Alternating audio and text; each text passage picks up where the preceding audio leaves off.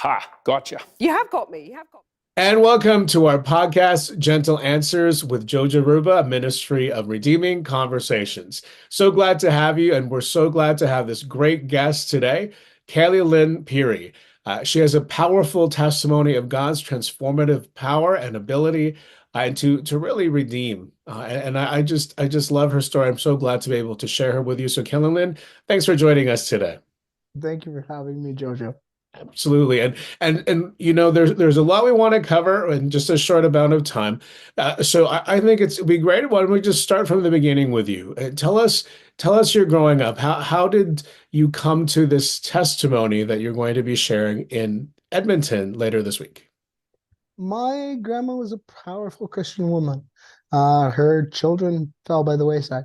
My mother, when I was less than 3 years old, made the poor decision to marry a convicted pedophile. I Mm, grew up in a home of drugs, alcohol, and abuse. I was in that home till I was 13 years old. He went to prison for the abuse. My mom returned with my biological father. He was an alcoholic. However, that home seemed so much better mm, because it was like just alcoholism. Um, they were together until I was 19. The summer of 1984, I became a Christian and began my walk with Christ. I struggled a lot with a real brokenness regarding being seen as a beautiful woman and also same-sex attraction. I had had a pregnancy scare when I was 12 years old. There mm, were no doctors, there were no confirmations. I missed my cycle several months, and mm. um, into that, Well, the pedophile. yeah, hold on, Kelly. So at 12 years old, you thought you may have been pregnant. So Yes. there was you had been sexually assaulted, or what happened? The pedophile my mom was married to had clientele that he sold Wow. me to. So that Wow. was part of what I grew up in, yeah. Oh, wow. Wow. And in terms of that, uh, clearly that affected how you view yourself as a girl, you were saying, right? I was really uncomfortable with being, especially a beautiful young girl, Mm, because it was bad enough when I was a little child, mm. but um, the younger the child is, the kinder the pedophiles were. So as Wow. I got older, they became quite cruel. Mm, Um, so my blonde hair, my blue eyes, like I'm Norwegian and Scottish, so I was quite attractive. So I hated those things about myself, mm, and into that, especially after the pregnancy scare, mm. um, was this lie that girls couldn't get me pregnant. Well, the devil lies best by telling half a truth. So in my teen years, when I was dating, that's the lie the devil would whisper in my ear was I could deal with all of this sexual frustration with a girl that Mm, I and I wouldn't have this pregnancy fear. Um, so that just kept unraveling. So I walked away from my Christian walk in mm, my early 20s to go into several decades of same-sex relationships, mm, drugs, alcohol, sobriety, and it was just a repetitive cycle mm, of sin until my 30s in 2002, May 28th, 2002, I got clean and sober. mm, um, I didn't want so much God in my life that he would change me. mm. And I had forgotten the caution of, I believe it's in Matthew, where if you clean the house, the demon's going to go out, get a bunch of buddies, and come back, and going to be even stronger than before. And this time, the lie the devil whispered in my ear was, not only did you think as a child that I would be safer if I was a boy, because I didn't see boys abused the same way I did girls. I saw lots. I saw too much for a young child. Um, so the lie of the devil was I would have been safer if I was a boy. Mm, Um, so that got really loud in my head, and then I started seeing other people men who were attempting to live their lives as women, um, women who were masculizing their appearances. Um, so when I started talking to a counselor about that, I was living in a women's support recovery house. I was incredibly uncomfortable because I didn't know how to be clean and sober with all of those feelings. You know, one of the greatest gifts of sobriety is God will bring you back your feelings. One of Mm, the hardest things you'll ever learn how to deal with is the way you feel. mm. The way you think about how you feel and the way you feel about how you think. Like that is ugh. And So I was especially lost in with, all of that. yeah, and especially with something like this, your feelings can be overwhelming, right? Oh yeah. You know, And no, I had used alcohol, um, or mild depressant drugs mm, that's how I regulated my feelings because I didn't know how, like it, when I felt anxiety, I felt anxiety. mm, Um, so being clean and sober, that just exploded in my world, in my mind. And I had talked with a counselor about how uncomfortable I felt as a girl, how uncomfortable I felt about being beautiful, mm, how uncomfortable I felt about my body, how I wore all of these baggy clothes because I was trying to hide my breasts, how much I disliked having them. So when I started talking to her about these individuals I saw who were transgender, mm, um, and I was like, so how do they know they are? Could I be one of them? Well, mm. once I asked that question, she was very much of the affirmation model. Mhm. So Tell us once more. Yeah, tell us about this affirmation model. And you had mentioned it was not just one person too, right? There was lots of medical staff. So tell us what that means and what that looked like. So the affirmation model is the idea that when you're working with someone who expresses a sense of being broken from their understanding of self as male or female, and for me, how being a woman, how do I fit into the roles of woman in my social context? Once I expressed that brokenness going, Mhm, could this mean that I'm really male? mhm, um, then they affirm that, oh, yes, of course, you're uncomfortable living in a house with 20 other women. Well, of course, a man would be uncomfortable living in a house with 20 other women. So that's where they affirm that brokenness. mhm, And they affirm that brokenness as if that is the reality, and then they begin to speak into that. So I was diagnosed with severe gender dysphoria mhm. by a family doctor, psychologist, psychiatrist, um, gynecologist who first prescribed me testosterone.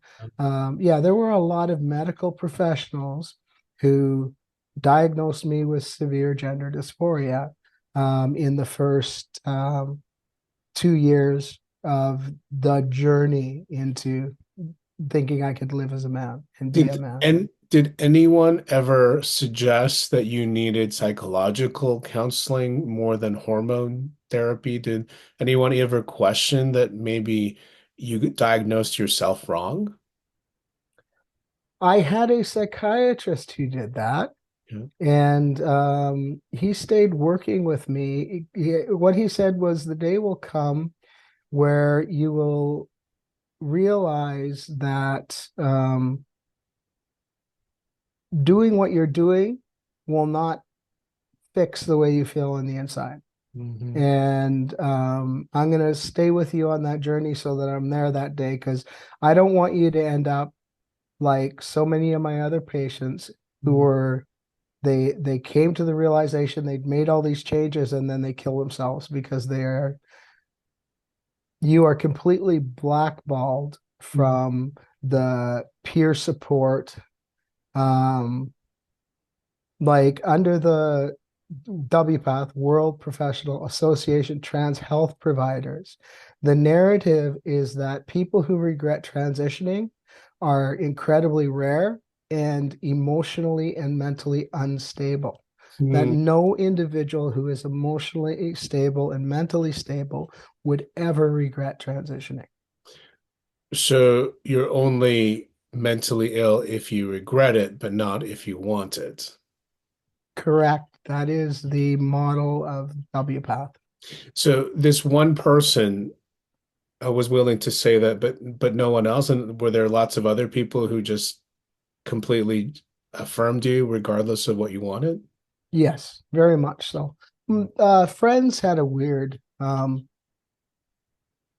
because it's kind of like saying at that time, because we're talking the early 2000s, so it was nowhere near as far into the affirmation model as we are today. Like there weren't even declared pronouns back then, Yes. right? Like to put it in a context for people. And this whole concept of what they call cisgender that Mm, we have today. I was in the beginning of that model. mm, So 2 years into the journey, I had facial hair because I had high normal testosterone levels for a woman. So all the testosterone needed to do was thicken up the hair that I already had. So 2 years in, I had grown a beard. wow. And so I would sit in conversations with lesbian feminists when this cisgender idea was just being introduced into the rhetoric and the narrative.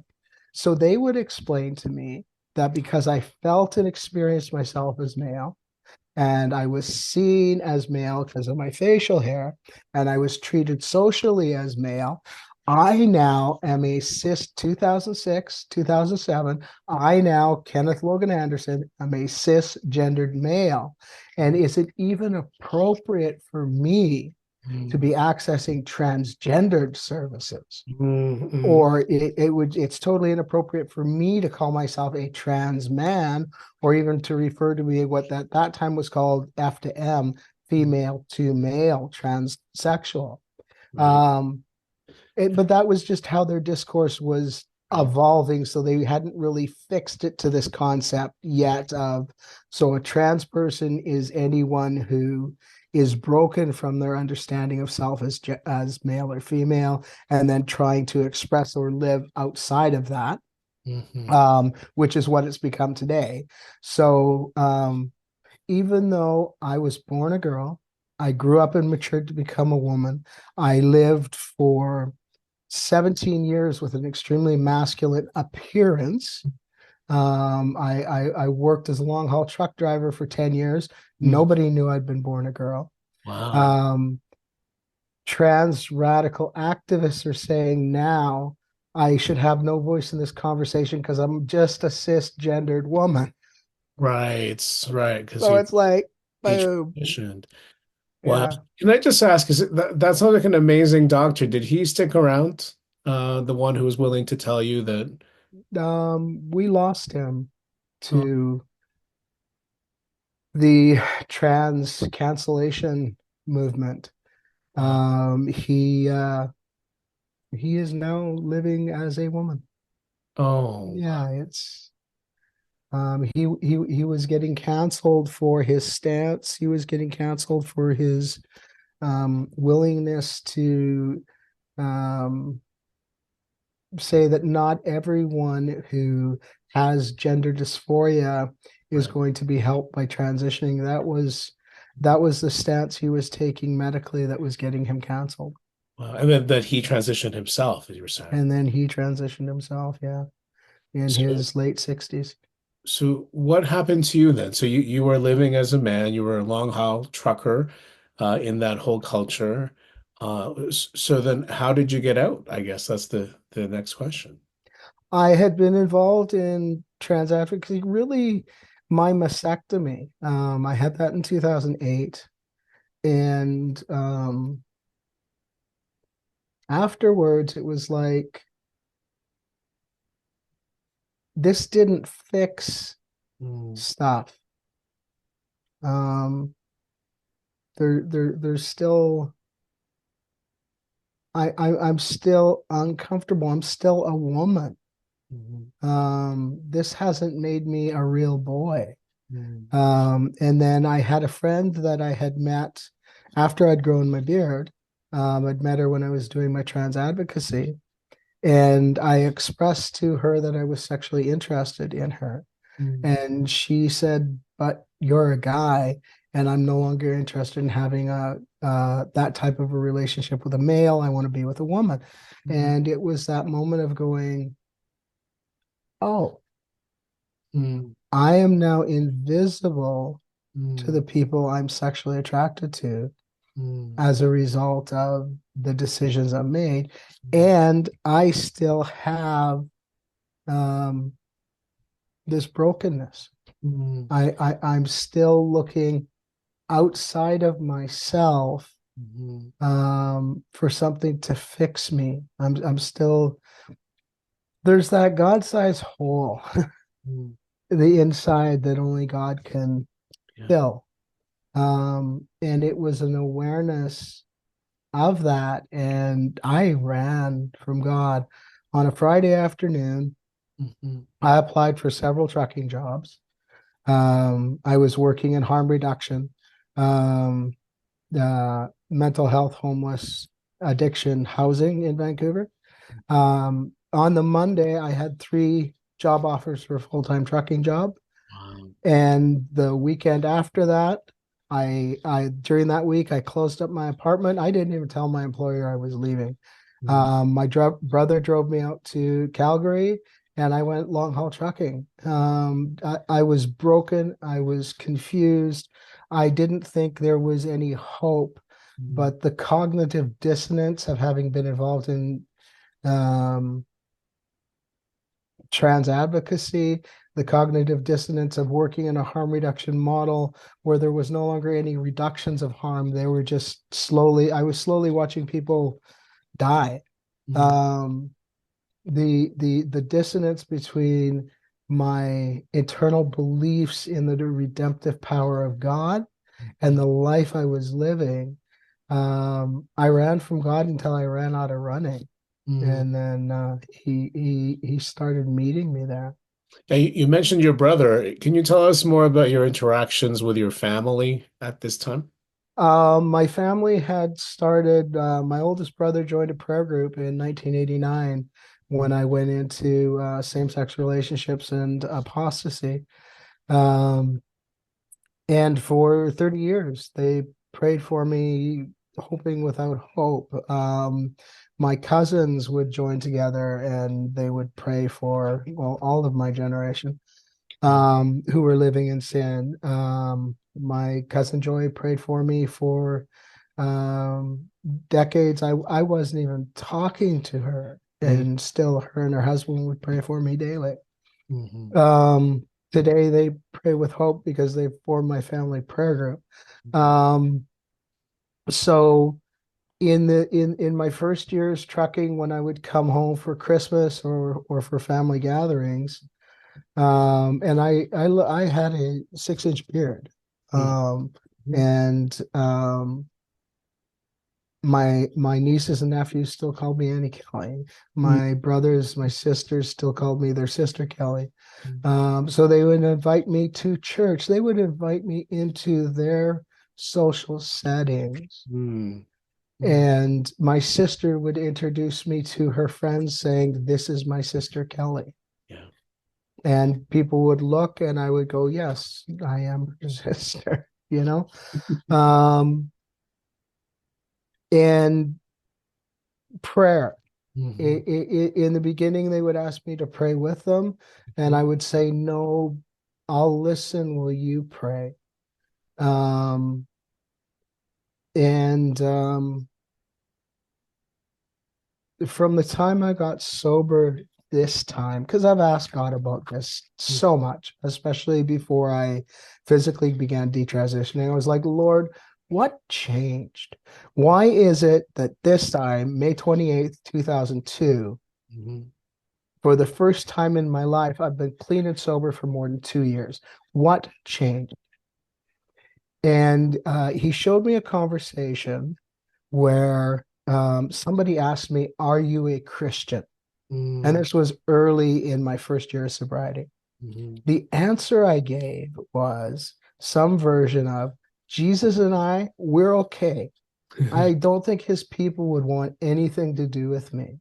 Wow. Prior to that, from the time I entered same-sex apostasy, Mhm. if somebody asked me, "Are you a Christian?" I would say no.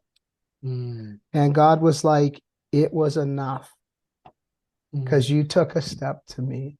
mm, You didn't come to me, you didn't come home, but you turned to me." mm. And that was enough. That's Even though like I went into transitioning for 10 years, mm, he still continued to call me to him. wow. Yeah. Yeah. I think your story is so going to be so encouraging to those who have children or family members who've left their homes or their church or their families to be able to live out a trans life.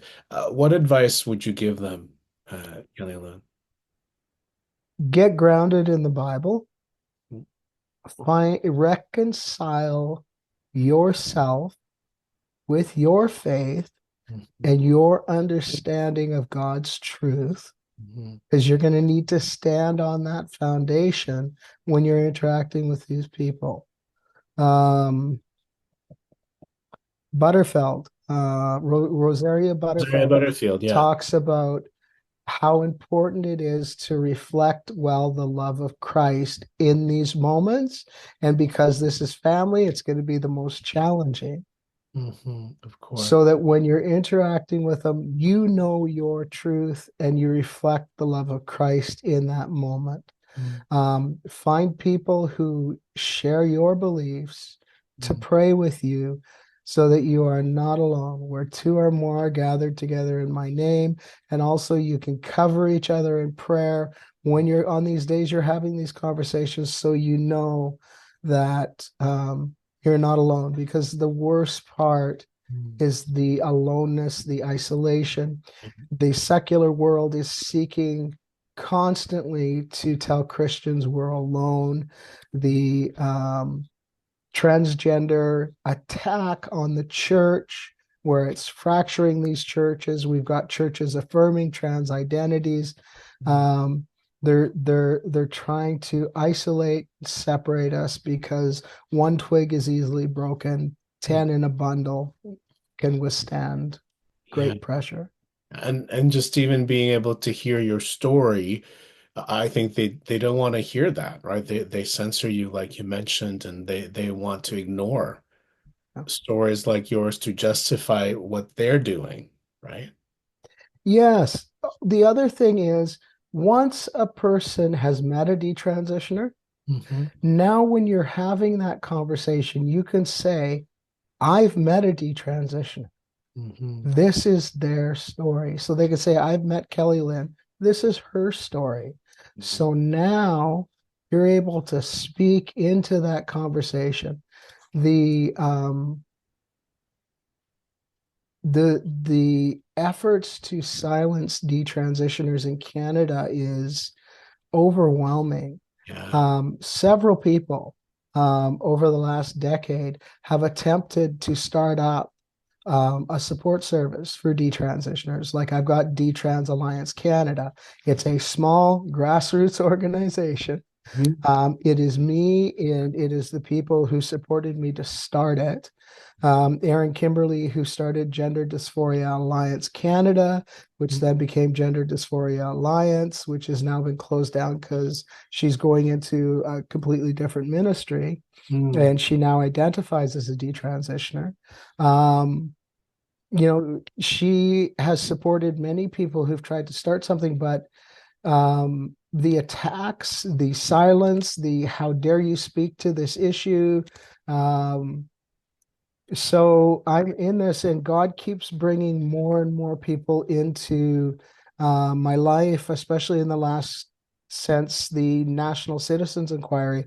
He's just brought Christians into my life who are like, "We want to help you." And for 2 years, or well, specifically for since March of this year, I've had a group of Christians who are just praying that there will be those who can come alongside me and Hmm. who have knowledge of um, these issues and who can join with me. And now I've just those Christians are now coming into my life. Right. So yeah, Well, one of those areas where you're going to be helping the body of Christ as well as here in Alberta is you're going to be speaking at the legislature on Saturday, November 9th. Right? Correct. Tell us more about that. Why are you speaking? I am a detransitioner. Had the bills that Daniel Smith is introducing been in place in British Columbia, or had the model of care that had existed prior to the affirmation model, had that continued forward, I perhaps never would have transitioned, Mhm, um, because there was the watchful waiting, but there was also psychological support for mhm, people with gender dysphoria, and the idea of, can you find ways of being comfortable with your discomfort mhm, long enough to learn how to be a woman who is different from the social norms and expectations of female within the context of Canadian culture. So that used to be the model of support. It used to be within trans care, or what gets called trans care. There was the idea that only 10 to 20% are going to go on to the surgeries. The other 80 to 90%, we're going to support them through the mhm, dysphoria to mhm, learning how to be with that discomfort, and yet for me as a woman still be a woman in Canadian society. But that's now seen as conversion therapy, right? mhm. I access the support group I access for detransitioners is based out of Ireland, Wow. and the ministerial counseling I was accessing was based out of California. Yeah, my ministerial counselor took a 1 year sabbatical, so I'm looking for a replacement. But yeah.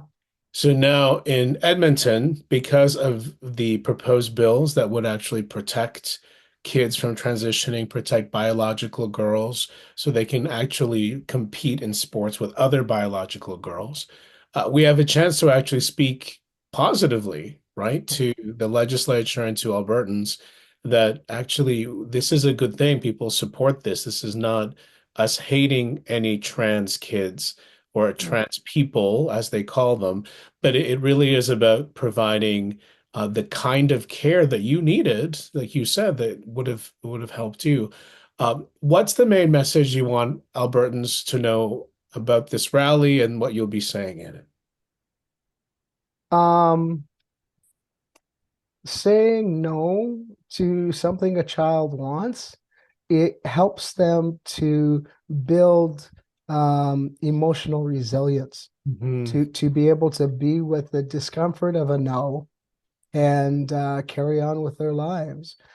This idea that saying yes to brokenness will help a child heal.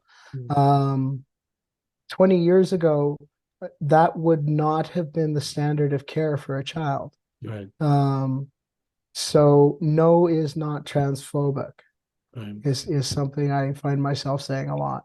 That's really good. That's and that's freedom to be able to be a parent to say no sometimes, right? Yes. And to think that kids may want to commit suicide because they don't get their way, that speaks volumes to their mental health more than bad parenting.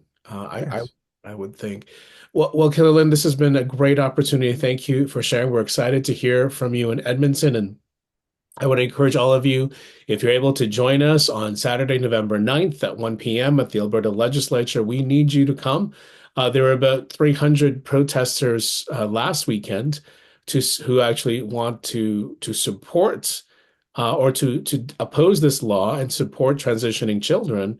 What message would you give to them, Kellie Lynn? How would you um, speak to someone who has that kind of view?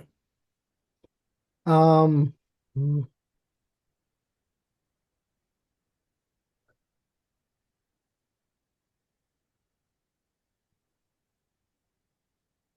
every boy has the right to be a boy, however he is. I do not believe that any interest, any desire a boy has is so unacceptable to his masculinity that he needs to be denied being male to the point at which we call him feminine and female. Mhm. I I was what is seen as a very masculine girl. When I was in seventh grade was when I began to separate from my peer group and be different from my Mhm. girlfriends. I became very uncomfortable with being seen as female. Where they started wearing makeup, I refused to. Where they started curling their hair and getting all pretty, I wanted mine cut shorter. Where they began to wear dresses and more feminine Mhm. clothing, I had this great big hoodie that I would just hide in. I would never take it off. Where all of my girlfriends were the cheerleading squad, Mhm. I refused to join. Mhm. So I would have been flagged by a trans queer advocate today would, or ally in the school system would flag me as transgendered. They would affirm me as a boy, and I am a detransitioner. I was born a girl. I am a woman. Mhm. So um, children deserve the right to be different and to not be pathologized for being different. Yeah. Well, that's such an important message, and it's such a good reminder that God made us male or female, and that's the identity we have. It's a gift, not a choice. Exactly. So, so let me just ask a couple more questions. We'll wrap up here, Kellie Lynn. Uh, I don't, if you could just tell us, because I think you're wrapping up your biography there, your autobiography. What did you tell God when you finally came back to Him? What was that moment like? um, I asked him why he saved my life all the times he saved my life. Because as a youth, I had just wanted to die. Mm. And the day I turned my stepfather into the police, he tried to kill me. Oh, wow. And I wasn't, when the police broke into the room, I wasn't breathing. I Mm. had fallen into a black abyss. So it wasn't a vision of heaven that I went to. And I was like, I wanted to die. That's all I wanted to die. And he was killing me. Why did you save me? And he gave me two answers and they absolutely broke me. And it was, I love you. And I just kept getting mad and angry. And I ended up on my knees on the floor, bawling. And I just kept asking, why? And it was because I love you. Mm. And I said, thank you. Mm. Mm. But there were a lot of tears. Mm. Mm. Well, that's the whole point of being a redemptive savior, isn't it? That Yeah. God redeems broken things, and we're the most broken as human beings. So, Killian, what a powerful testimony. Thank you so much for sharing it. Last question. I always ask this, any last advice for those who are struggling with a conversation, maybe with a coworker or their child? We're a ministry called Redeeming Conversations, so we want to be able to take those difficult conversations and turn them into good. Any last piece of advice? You are not alone. Um, find other Christians to talk to, find even secular friends that believe the same way, and have these conversations with people who support you so that when you go into those difficult moments, your MLA, Jennifer Johnson, Mhm. when she was in that difficult moment in that conversation, she was able to stand in her truth and simply be silent. It got to a place where she was simply silent and let the other people just behave however they were going to behave. But don't go into this alone. Find the people who believe as you believe. There are others out there who know that men are born boys and women are born girls, and have the knowledge that you are not alone when you go into the difficult conversations. And that is the point. That's the message God gave you, isn't it? That Yeah. you all throughout your life, even though you never felt him, you weren't alone either. So Yes. what a wonderful way to end off, and what a wonderful encouragement. Again, I would encourage everyone, if you can, meet us on Saturday, November 9th at the Alberta Legislature. If you're in Calgary, pray for this. We're thinking of ways to bring Kellie Lynn to speak here in Calgary. If you can help donate towards that, that would be wonderful. But probably sometime in after the rally as well. Yeah. So we'll keep you posted. Keep praying for the rally if you can't come. We really need to get the message out that detransitioners exist, Kellie Lynn exists, and that there is hope for people who are struggling. So please pray for that opportunity and pray that more people will get to hear her story. And once again, we thank you for listening to our Gentle Answers podcast. May your conversations always be filled with grace and truth. I'm Joe Jaruba. God bless.